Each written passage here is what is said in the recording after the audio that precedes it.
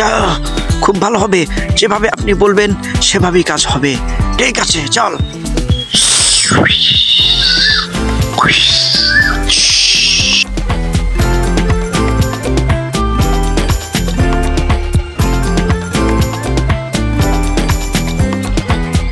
দাঁড়াবে, তোর বোতলের পানি আমারে খাওয়া। পানি চলে যা। उसके पास है वो दो पटाखे रखा है। আবে শালা, তুই কি বলিস? এই দেখছিস কি? লয়ে জলদি টাকা বের কর।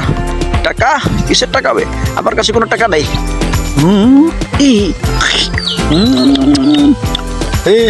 আমার নাম কি তুই জানিস? আমার নাম রুক্কা। রুক্কা। আবে শালা, ও তো কাবিলার ডাইলেক্ট। আমার ডাইলেক্ট শোনে কি শুনবি?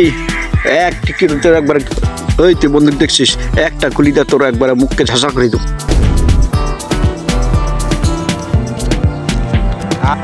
হ্যাঁ, ধরবে। নিত্য নতুন ভিডিও পেতে চ্যানেলটি এক্ষুনি সাবস্ক্রাইব করুন।